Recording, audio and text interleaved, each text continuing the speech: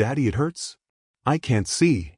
My daughter Lily sobbed, her voice trembling with fear as she reached out blindly, her little hands searching the air. Her eyes, once bright and full of life, were now glued shut, the thick, sticky mess dripping down her cheeks. She didn't even dare touch her face, too scared of the stinging pain. I held her close, her small body shaking in my arms, while tears streamed down my own face. Hearing her cry like that, it broke something inside me. I've been a cop for 15 years. I've seen some dark stuff. But nothing, and I mean nothing, has ever made me feel the kind of fury I felt right then. Standing just a few feet away was Beverly Simmons, our neighborhood HOA president, known for being cold and controlling. In her hand was a half-empty bottle of industrial glue. No doubt about it, she was the one who did this to my daughter. She wouldn't stop playing that awful music. Beverly snapped, jabbing her finger toward the small keyboard that now lay on the ground beside Lily's wheelchair. I warned you about the noise 3 times. I didn't want to hurt her. I was just trying to glue the keys, but she moved toward me. You absolute monster, I yelled, barely keeping my rage in check. She has cerebral palsy. She can't just dodge out of the way like that. Beverly's face turned ghost white as her eyes shifted to something on the ground. I glanced back and saw my badge. It had slipped from my pocket when I ran to help Lily. She didn't know I was a cop. Until now. I didn't mean to, she stammered, backing away. Don't even think about moving, I growled, my voice low and steady as I carefully picked Lily up in my arms. You just assaulted a disabled child, in front of a police officer. Your little HOA reign ends today. From somewhere close by, I heard the sound of sirens.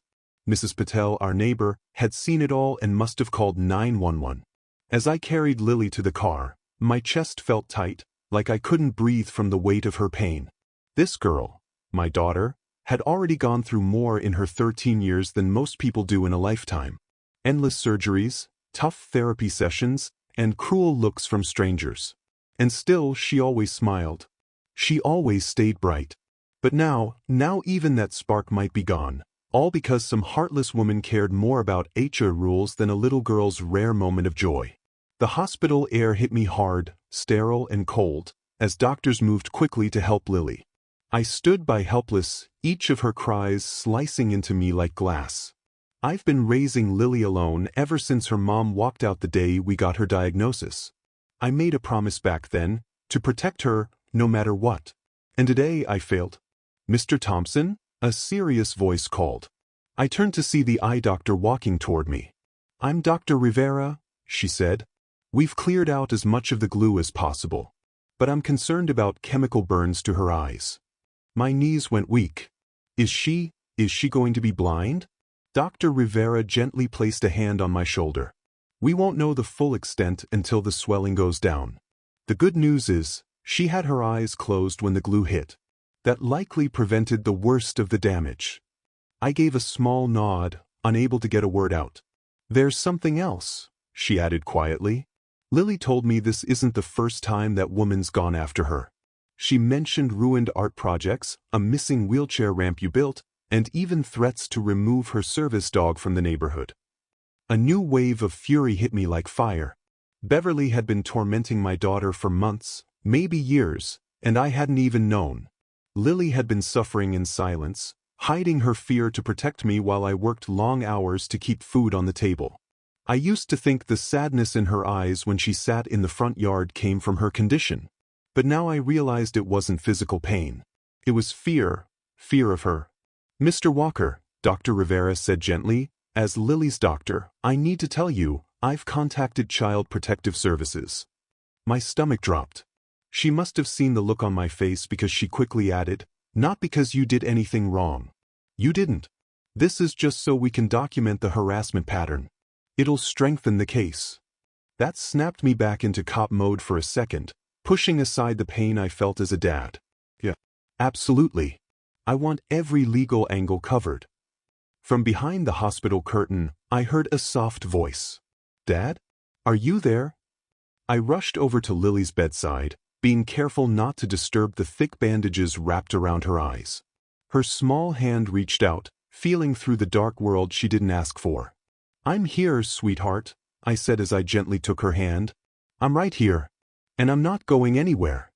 "Is Mrs. Simmons gonna break my music box again?" she whispered. Her voice trembled, and once again, my heart shattered. That's the only thing that helps when my muscles hurt. And right then, something clicked. This wasn't just about one awful moment. This had been building. This was a pattern, one of cruelty, of bullying, of control. And it was all aimed at a child who didn't fit someone's messed up version of a perfect neighborhood. "No, Lily," I said, my voice firm and full of promise. "Mrs. Simmons will never touch you, or anything you love, ever again. Daddy's got you." 3 days later, Lily was still in the hospital. They'd taken off the bandages.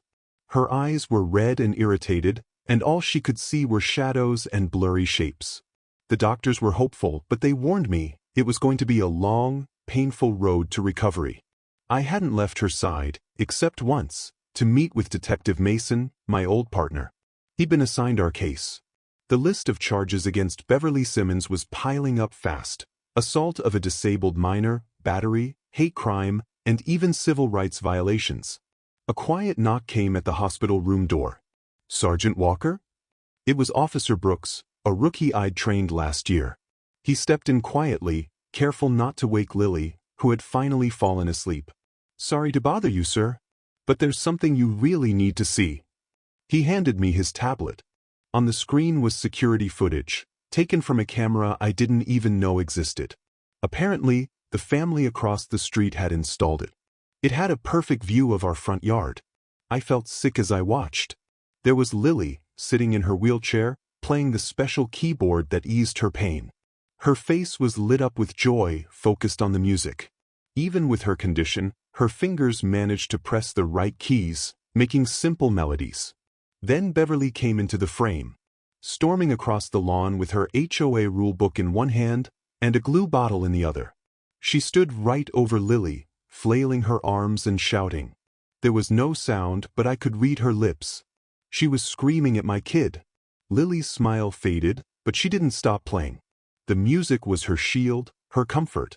Then Beverly reached for the keyboard. Lily lifted her hands, not to lunge, not to attack, but to protect the one thing that brought her peace. And then, I saw it. Beverly twisted the cap off the glue bottle, looked Lily dead in the eyes, and squeezed. Right at her face. It wasn't an accident. There wasn't some wild struggle. This was premeditated cruelty. Pure and simple. "There's more," Officer Brooks said quietly. "There's more," Jackson said, his tone grim. "That neighbor's camera? It's been running for months. We've got footage of at least 7 other incidents." He swiped through the tablet screen, showing me more clips. Beverly ripping out Lily's wheelchair ramp, trashing the sensory garden you built for her therapy, and get this, she even poured something on your lawn that killed the grass in the shape of a handicap symbol. I just stood there, eyes closed, jaw clenched, completely overwhelmed. While I'd been pulling long shifts and side gigs just to cover therapy sessions and specialized gear, my daughter had been enduring all of this. Jackson kept going. "The district attorney's office is treating this like a major case now. The hate crime unit's involved. They're at Simmons' house right now, executing a search warrant." I looked over at Lily, still sleeping fitfully in her hospital bed. Even in sleep, you could see the pain on her face. "What about the rest of the HOA board?" I asked. They had to know something. Jackson's expression turned darker. "We found meeting notes on Simmons' laptop. The board's been actively targeting your property." Direct quote. "Special needs accommodations lower property values and attract undesirable elements to the neighborhood." My fists tightened without thinking. "Tell the D," I said through my teeth. "I want to be there when they make the arrests. I want them to see exactly who they've been tormenting, the daughter of the police department's head of community relations." 2 weeks later, Lily was finally discharged from the hospital.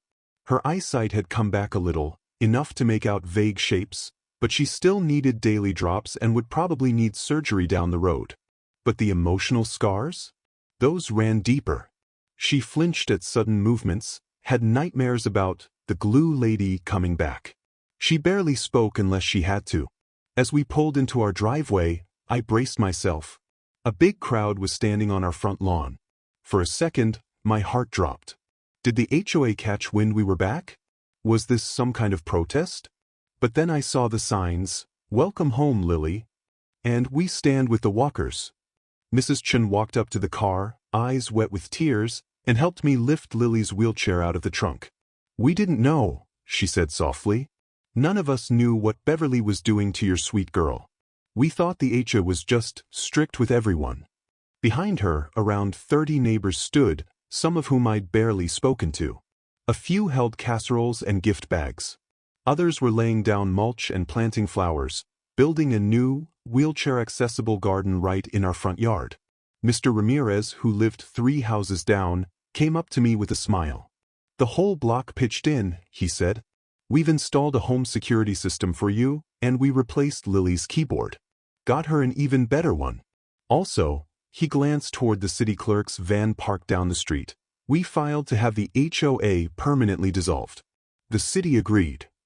Lily was clearly nervous at first, so many people, all the attention, but then she saw the new keyboard.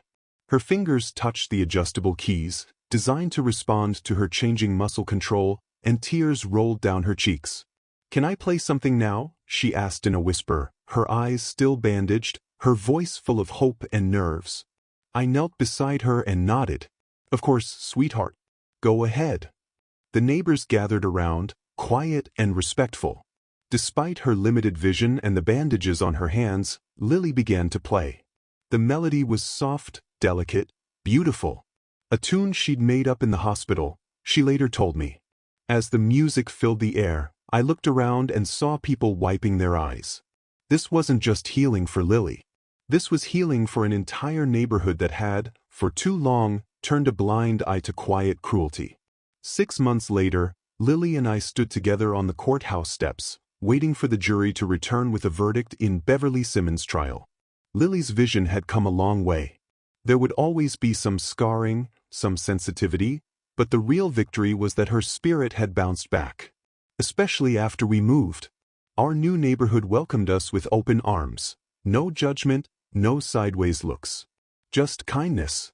As for the old HOA, it was officially shut down after an investigation revealed that 3 board members had been actively discriminating not just against Lily, but also against several minority homeowners.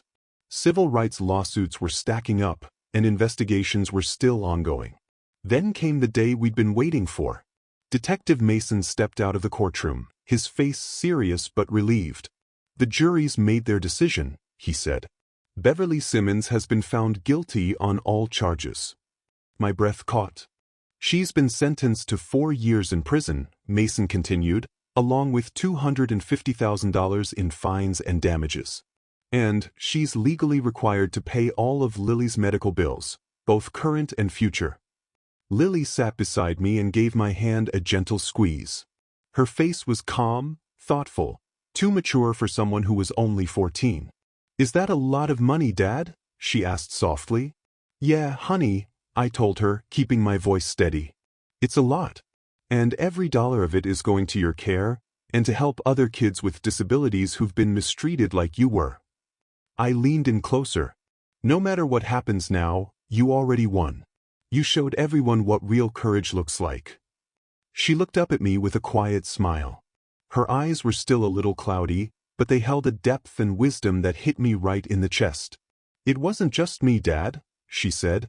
"You're the one who taught me that sometimes fighting back means holding your ground, not throwing punches." Those words echoed in my mind as we stepped into the courtroom to hear the final verdict. In my 15 years as a cop, I'd seen more than my share of pain, of injustice.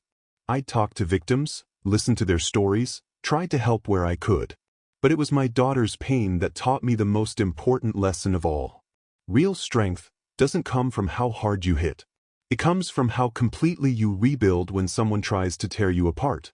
Beverly had tried to blind my daughter out of nothing more than hate and control.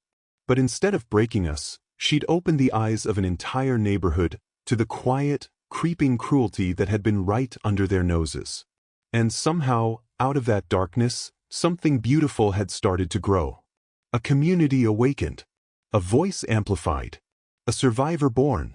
When the judge called the court to order, Lily sat up tall in her wheelchair. She wasn't just a victim anymore. She was a fighter. A survivor.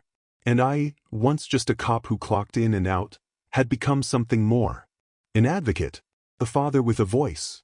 Someone who speaks up for those who don't always get heard. Some wounds? They never really close. Some scars?